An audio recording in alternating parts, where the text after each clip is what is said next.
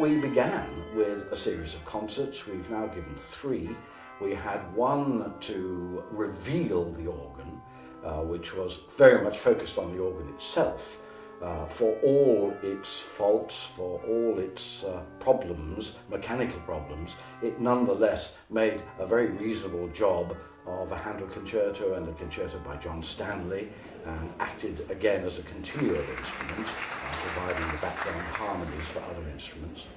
Then we did a miniature Messiah, Handel's Messiah, for just 8 singers and 5 instrumentalists. The sort of thing that might well have happened on a domestic scale, and again the organ was absolutely perfect for that.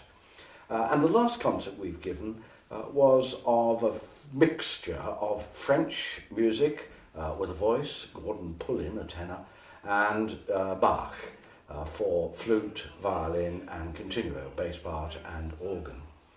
And it's that we can show you a little of now. For example, here's Gordon Pullin, the tenor, singing a piece by the French composer André Compra. It's part of a very jolly Jubilate Deo. He's accompanied just by the continuo, the cello part and the organ.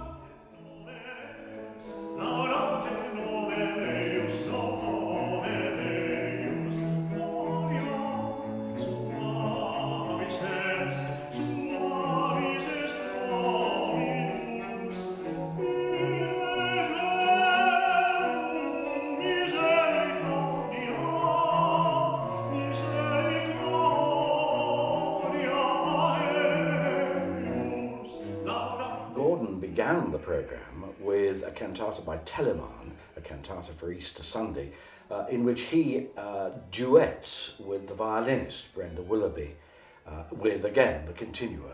Here's a fragment of that.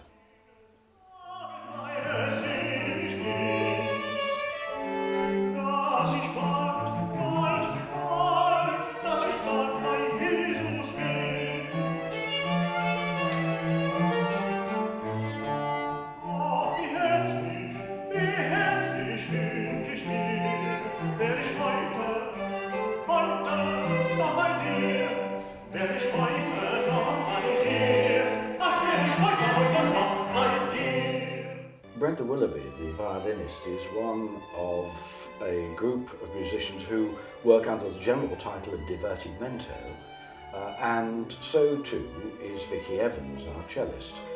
It's very nice having a group of professional musicians in Devon, in the southwest, who play together so much, because although we're always short of rehearsal time, what musician isn't, we do get to know each other so well that we gel very quickly.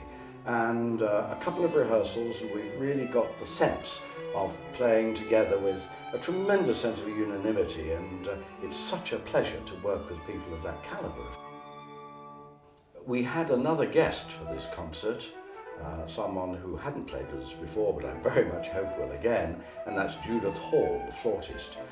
She's a very distinguished flautist. She was for a while the first flute of Covent Garden Orchestra, and now she's making a solo career of her own. You can hear her playing in a Bach sonata.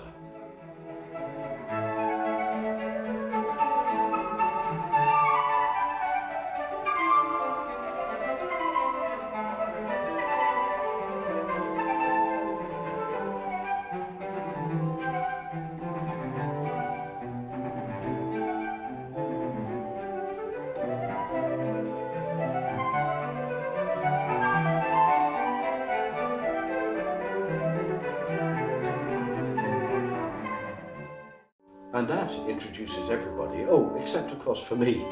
I'm George Pratt and I'm playing the organ.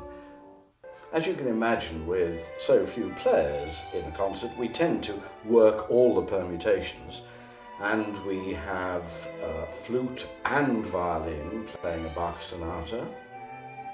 And of course we brought all the instruments and voice together for our final item, which was a most extraordinary cantata by Louis-Nicolas Clérambault, the cantata Orphée, the story of Orpheus and Eurydice.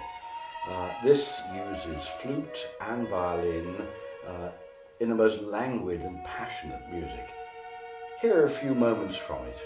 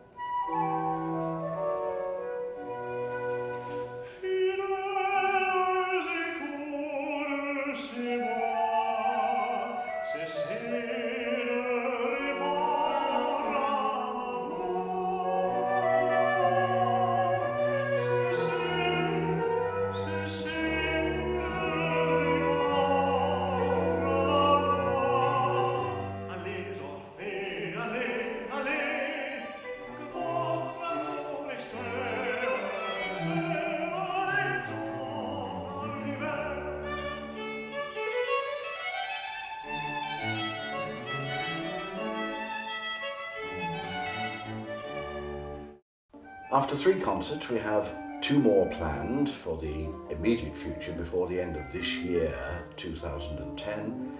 The 2 other concerts this year are, first of all, in October, a very interesting program of music which you may have heard before by Mozart, by Handel, by Corelli, but also some music which you most certainly haven't heard before, because I've discovered it up in the archives of the castle at the top of a very high tower, and I've been able to transcribe some of it, and we'll be hearing music which hasn't been heard by the public for well over 200 years, which is an exciting thought in itself.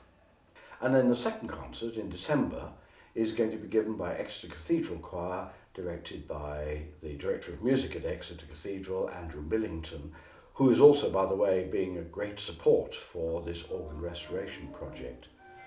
And that, of course, will be a Christmas celebration. It's on the 14th of December, and it's an opportunity we simply couldn't miss. And then we shall be going on with probably about 4 concerts a year, hopefully, certainly until the organ restoration project is funded and the job is done. But then, of course, when the job is done, that's the very moment to go on having the concerts featuring the organ even more than we can at the moment.